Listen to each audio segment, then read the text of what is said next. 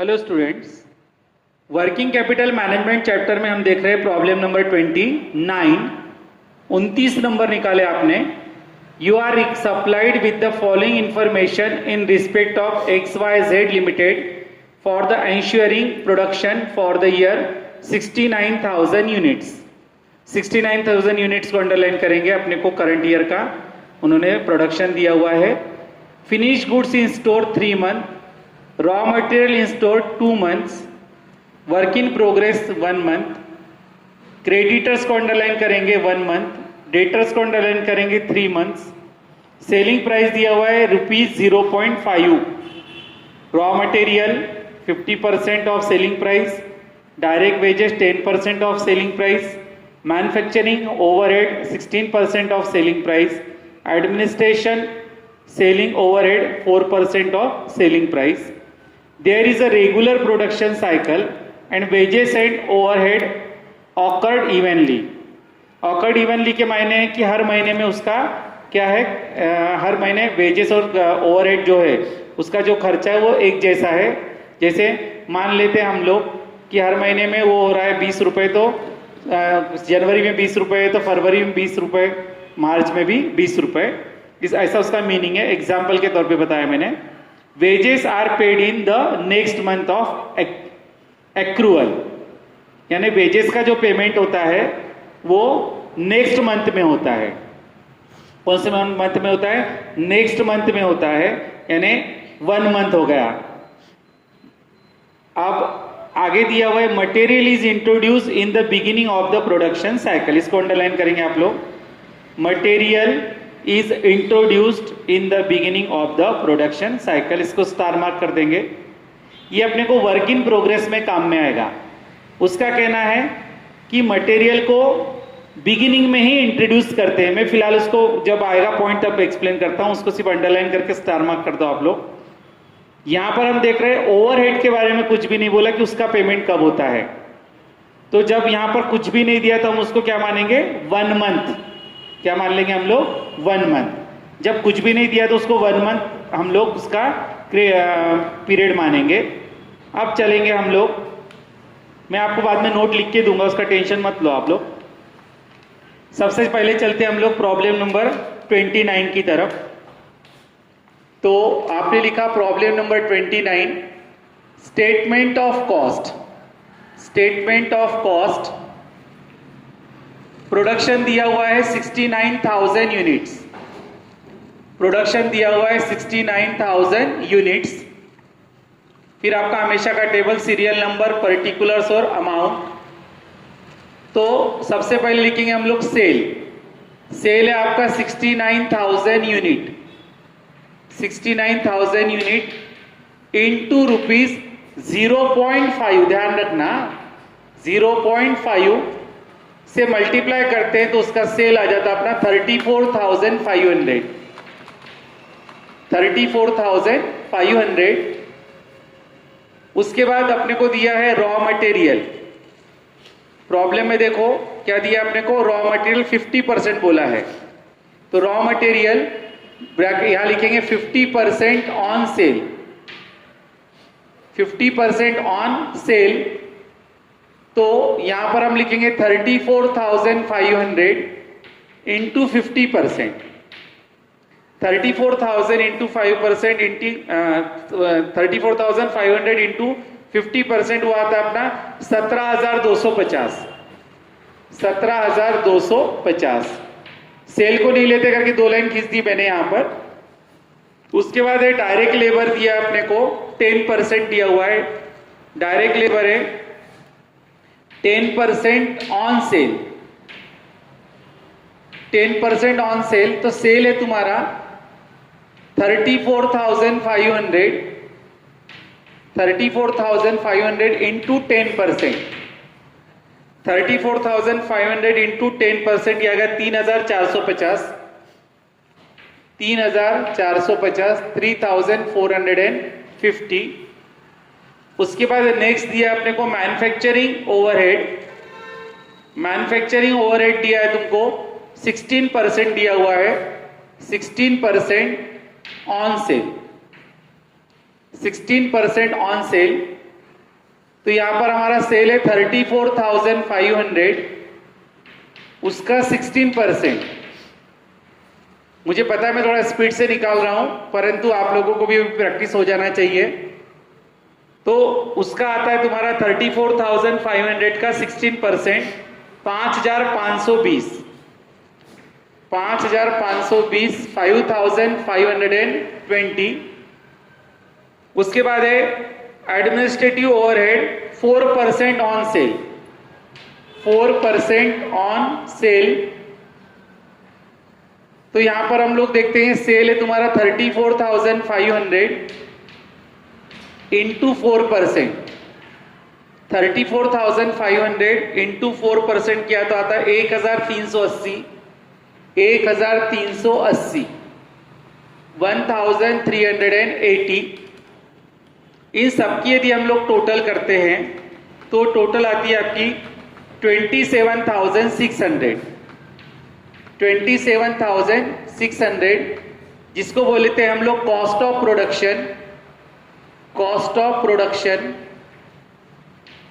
उसी को बोलते हैं हम लोग टोटल कॉस्ट, टोटल कॉस्ट।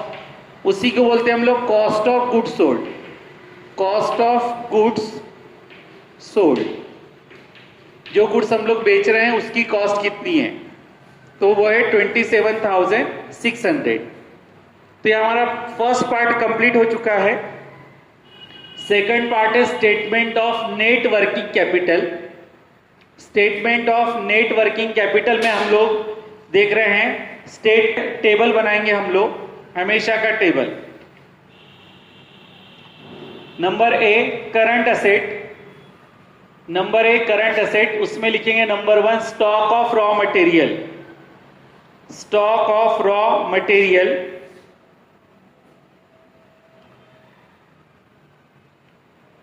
अब चलते हम लोग आगे। Cost of raw material into holding period, cost of raw material into holding period divided by 12 month, divided by 12 month.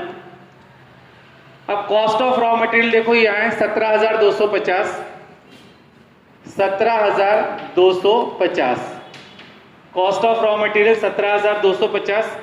और प्रॉब्लम में देखेंगे आप लोग तो raw material in store 2 months consumption बोला है। कितना महीना बोला उसने, 2 मंथ्स बोला है। यहां लिखेंगे 2 months divided by 12 month, 2 months divided by 12 month यदि निकालते हैं आप लोग तो आता है आपका 2,875, 2,875,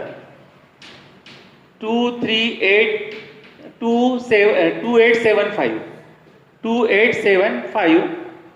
उसके बाद है number 2 stock of work in progress, number 2 stock of work in progress. Formula लिखेंगे cost of production, cost of production into, cost of production into conversion period, cost of production into conversion period divided by 12 month, conversion period divided by 12 month into stage of completion, into stage of completion. तो यहां पर मुझे वो सबसे last वाला point है उसके बारे में डिस्कस करना है। सबसे लास्ट में आपने स्टार मार्क किया था वो देखेंगे। Material is introduce in the beginning of the production cycle. यहां पर वो क्या बोलता है, मटेरियल बिगिनिंग में यानी साल के प्रारंभ में यानी ओपनिंग में यानी 1 अप्रैल को ही इंट्रोड्यूस किया जाता है, यानी पूरा मटेरियल वो हम लोग एक साथ ही वो परचेस कर लेते हैं।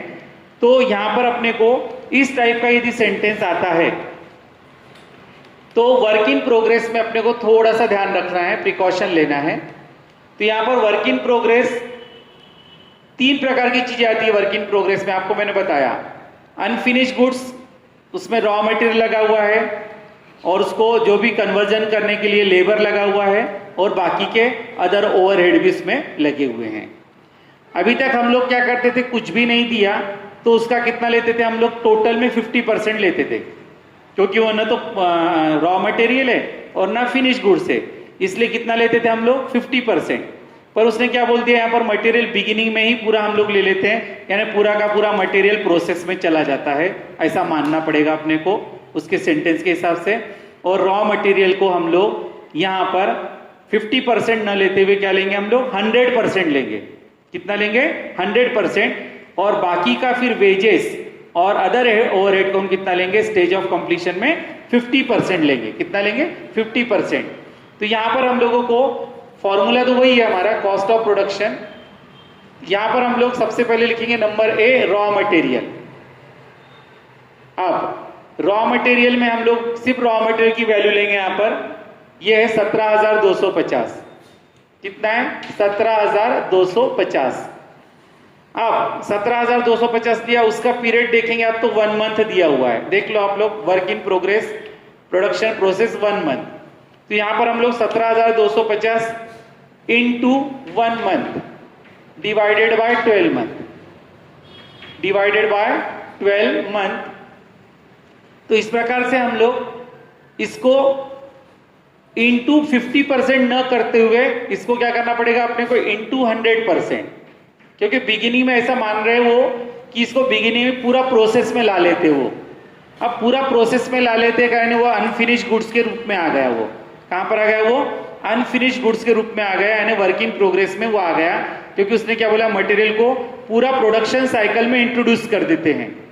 लैंग्वेज समझ रही है आपको, प्रोडक्शन साइकिल में वो आ गया। अब प्रोडक्शन में साइकिल में आ गया यानी रॉ मटेरियल नहीं रहा, वो क्या बन गया, वो वर्क इन प्रोग्रेस यानी अनफिनिश गुड्स। इसलिए उसको 100% लेंगे हम लोग। ये बहुत इंपॉर्टेंट पॉइंट है, इसलिए इसको स्टार मार्क भी कर लेंगे आप लोग। कलर पेन ऐसे अलग अलग इस्तेमाल करा करो ऐसी जगह। तो रॉ मटेरियल को हमने इंडिविजुअल लेना पड़ेगा इसको, और इसका कैलकुलेशन यदि आप करते हैं तो इसका कैलकुलेशन आता है 1438। बेटा पॉइंट में आता है, पॉइंट के बाद 5 है, इसलिए मैंने क्या कर दिया कन्वर्ट कर दिया उसको, और इसकी वैल्यू यहीं पर इनर में लिखूंगा मैं 1438। इनर में ही लिखना है, बाहर मत जाओ। 1438। उसके बाद देखो मैं बार बार बोल रहा हूं वर्क इन प्रोग्रेस यानी एक सिर्फ रॉ मटेरियल नहीं देता, उसमें पूरा कॉस्ट रहती है। इसलिए हम लोग हमेशा क्या लेते थे, पूरा कर लेते थे कॉस्ट ऑफ प्रोडक्शन, ये नीचे का लेते थे और इंटू 50% अज्यूम करते थे। परंतु यहां पर वो सेंटेंस की वजह से पूरा प्रोसेस में आ गया करके 100% लेंगे। और वेजेस और ओवरहेड को हमेशा की तरह, क्योंकि वेजेस तो बाद में भी लगने वाली है, अभी प्रोडक्शन पूरा कंप्लीट नहीं हुआ, ध्यान रखना, तो वेजेस बाद में भी लगने वाली है। अदर ओवरहेड्स भी प्रोडक्शन कंप्लीट होने तक के लगने वाले हैं, इसलिए हम लोग इसको 100% लेंगे। वेजेस को 50 और ओवरहेड को कितना लेंगे 50। फॉर्मूला वही है हमारा। तो यहां पर हम लोग क्या करेंगे, वेजेस है आपकी 3,450, क्या लूंगा मैं 3,450 इंटू 1 मंथ। पीरियड वही वाला चलेगा, वर्क इन प्रोग्रेस का 1 मंथ बोला है, 1 month divided by 12 month into 50%। Into कितना करना है अपने को 50%। वेजेस लिया मैंने 3,450 into 1 month divided by 12 month into 50%। ये भी आंसर पॉइंट में आ रहा है 143.75। तो पॉइंट के बाद इमीडिएट बाद पॉइंट के बाद 5, 6, 7, 8, 9 कुछ होगा तो हम लोग क्या कहते हैं प्रीवियस में +1, तो ये हो जाएगा तुम्हारा 144। ये कितना हो जाएगा तुम्हारा 144। वर्क इन प्रोग्रेस में चालू है सब कुछ। उसके बाद नंबर सी ओवरहेड, जितने भी एक्सपेंडिचर है वो पूरे लेने पड़ेंगे, यहां पर ध्यान रखना। तो ओवरहेड में अपने को कितने ओवरहेड दिख रहे, 2, मैन्युफैक्चरिंग और एडमिनिस्ट्रेशन ओवरहेड। तो दोनों की टोटल आती है बेटा 6,900। कितनी आती है 6,900 into 1 month divided by 12 month into 50%, into 50%। अब यहां पर कलर पेन से मैं लिख कर दे रहा हूं आपको, ये 6,900 कहां से आए। तो ये 6,900 इस प्रकार आए हैं 5,520, 5,520, ये है 5,520 प्लस 1380 लिख लो ऐसा ब्रैकेट में और एरो दिखा दो। 5,520 ये वाले, 1,380 ये वाला, और इन दोनों की टोटल है 6,900। क्या है उसकी 6,900 टोटल है। और क्लियर करना है आपको तो यहाँ पर हम लोग लिख कर रख सकते हैं ये 5520 क्या है, मैन्युफैक्चरिंग ओवरहेड, शॉर्टकट में लिख लो। और ये क्या है, एडमिनिस्ट्रेटिव ओवरहेड। अभी सब याद रहता है, बाद में सब भूल जाते, इसलिए कलर पेन से ऐसी चीजें लिख कर रखा करो। और ये दोनों 50% लेना ध्यान रखना। तो इसकी टोटल आई, इसको कैलकुलेट करते हैं तो ये भी पॉइंट में आता है, तो मैं उसको कन्वर्ट करके लिखता हूं 288। क्या लिख रहा हूं, 288। अब इन तीनों की टोटल बाहर जाएगी, इन तीनों की टोटल बाहर जाएगी 1870। 1870 ये हो गई तुम्हारी टोटल, गई बाहर। ये मैंने अपने बिगिनिंग में जब वर्किंग कैपिटल मैनेजमेंट की बिगिनिंग जब थी, इंट्रोडक्शन, उस समय भी मैंने बताया था कि मैंने वो फर्स्ट पेज में जो कुछ है वो मैं नहीं पढ़ रहा हूं, क्योंकि आप कंफ्यूज हो जाएंगे। कंफ्यूज हो जाएंगे यानी यदि अपने को कोई इंस्ट्रक्शन नहीं दे तो 50% एज्यूम करके लिखना, ये झंझट में नहीं पढ़ना। पर यदि अपने को कंडीशन डाल दी कि मटेरियल को 100% लो और बाकी को 50% लो, तो अपने को इस प्रकार से ही सॉल्व करना पड़ेगा, ये ध्यान रखना है आपको। और यहाँ पर उसने कंडीशन डाल दी थी कि प्रोसेस में ले लिया, तो यहाँ पर मुझे 100% और बाकी को कितना लिया मैंने, 50% लिया हुआ है। वैसे भी बाकी को हम लोग हमेशा 50% लेते हैं, और मटेरियल को इंस्ट्रक्शन दिया तो उसके हिसाब से फिर अपने को चेंज करना पड़ता। यदि उसको 100% लेना है तो फिर अपने को ऐसा इंडिविजुअल निकालना पड़ता है, ये ध्यान रखना। तो इस प्रकार ये टोटल हो गई तुम्हारी वर्क इन प्रोग्रेस 1870। फिर चलते हैं हम लोग, ये नया पॉइंट था आपके लिए, इसको स्टार मार्क कर सकते हो। किसको, पॉइंट नंबर 2 को स्टार मार्क कर सकते हो, कर लिया करो, इसको स्पेशल स्टडी करना ऐसी चीज को। अब चलते हैं आगे, number 3, stock of finish goods. Stock of finish goods, total cost into holding period divided by 12 month. Holding period divided by 12 month. तो हम देखते हैं टोटल कॉस्ट है तुम्हारी 27,600, 27,600, और उसका होल्डिंग पीरियड यदि आप देखते हैं तो वो दिया आपने को 3 मंथ्स, शुरू में ही दिया हुआ है वो सेकंड पॉइंट में 3 महीना। तो ये हो जाएगा 3 months divided by 12 month. 3 month divided by 12 month, तो कैलकुलेट करेंगे तो आएगा 6,900। 6,900। तो प्यारे बच्चों, स्टॉक तो कंप्लीट हुआ। अब प्रॉब्लम में झांक कर देखते कि उसके अलावा क्या है। तो हमारा प्रोडक्शन हो गया, फिनिश गुड्स हो गया, raw material work in progress हो गया, क्रेडिटर फिलहाल पेंडिंग है, डेटर दिया हुआ है देखो 3 मंथ, 3 महीना बोला है डेटर। तो यहां पर हम लोग डेटर्स के मामले में डेटर यानी फॉर्मूला लिखेंगे, cost of goods sold, debtors है उसका फॉर्मूला है cost of goods sold into payment period. Cost of goods sold into payment period divided by 12 month. Payment period divided by 12 month. Cost of goods sold कितना है हमारा, 27,600। Cost of goods sold है हमारा 27,600। Cost of goods sold है 27,600। Payment period अभी हमने पढ़ा था, उसका कितना दिया हुआ था रे, 3 महीना। तो उसका करेंगे into 3 month divided by 12 month, into 3 month divided by 12 month. तो डेटर्स आएगा हमारा 6,900। डेटर्स आएगा हमारा 6,900। आगे चलते हैं हम लोग, प्रॉब्लम में फिर क्या दिया हुआ है, तो मटेरियल हो गया। आप लोग झांक कर देखो, कैश वगैरह नहीं दी है, बाकी अब अपना बचा है लाइबिलिटी के आइटम्स। क्या क्या आइटम बचे, लाइबिलिटीज के। तो हम लोग ये चारों की टोटल करेंगे। ये चारों की टोटल यदि आप करते हैं तो टोटल आती है 18,545। 18,545, 18,545, 18,545। उसको बोलेंगे number A total current asset. Number A total current asset. फिर लिखेंगे number B current liabilities. Number B लिखेंगे करंट लाइबिलिटीज। अब करंट लाइबिलिटीज में देखते कौन कौन सी है। तो सबसे पहले क्रेडिटर्स दिख रहा है अपने को, क्रेडिटर्स 1 मंथ दिया हुआ है, यहां लिखेंगे हम लोग number 1 creditors.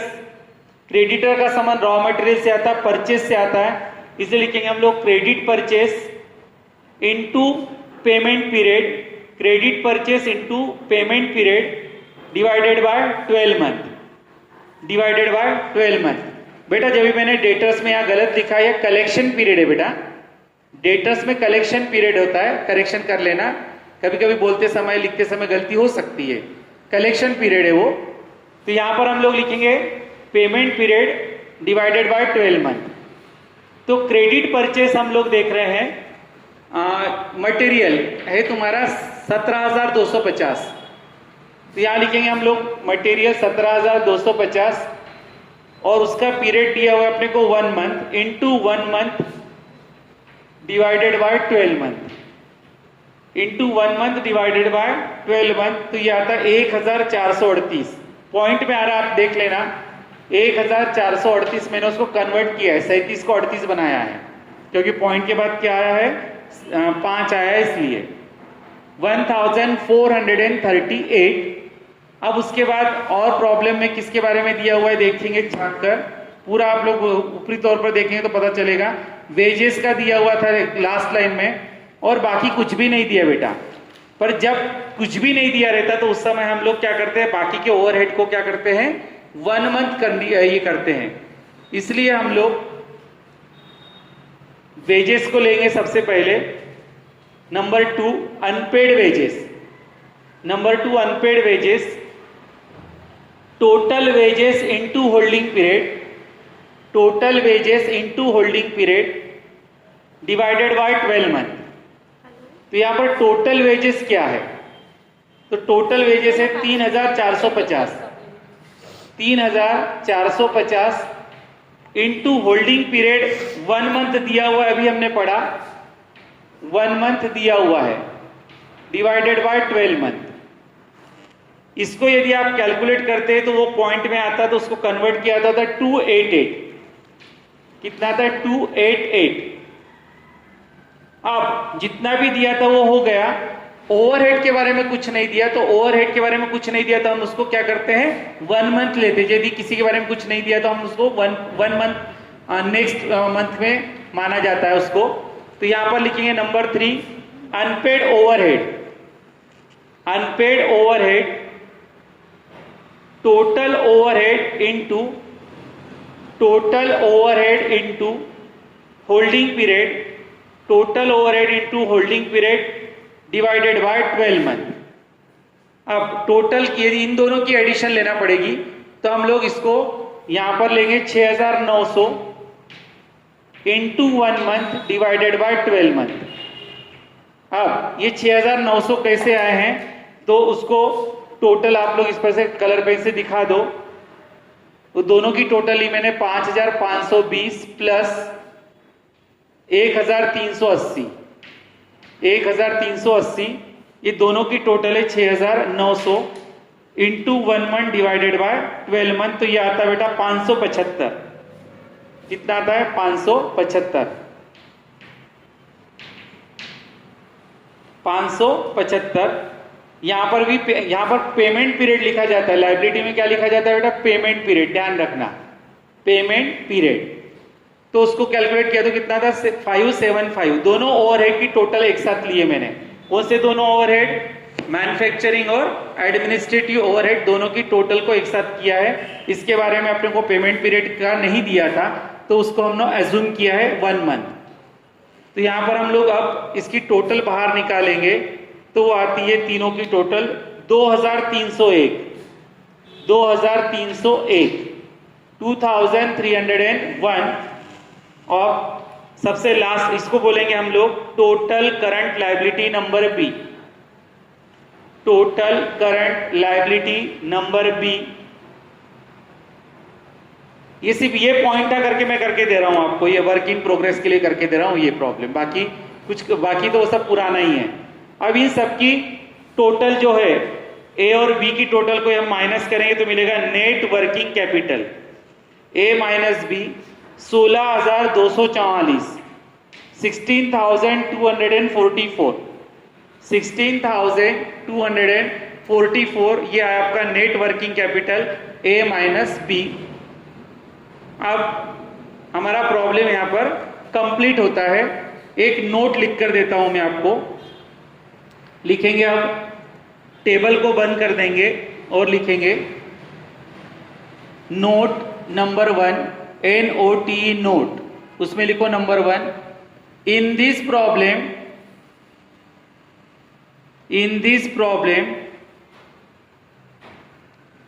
Payment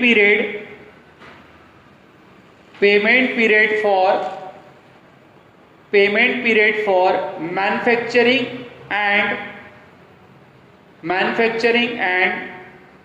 administrative overhead, manufacturing and administration selling overhead, manufacturing and administration selling overhead is not given,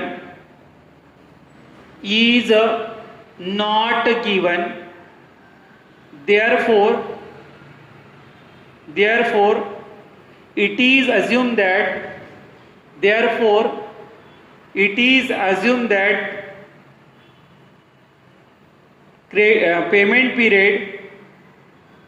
is assumed that payment period is 1 month. Payment period is 1 month after.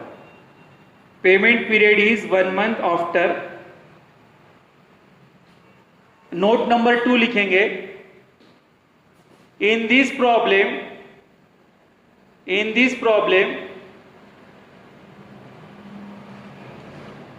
material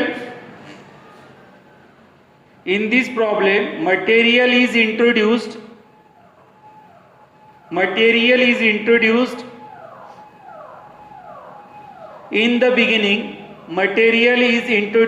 in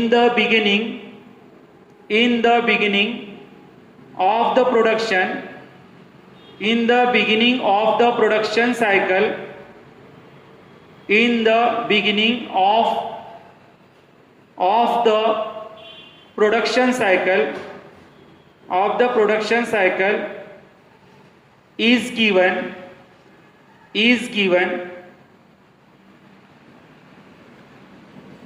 at that time calculation of work in at that time take precaution for calculation of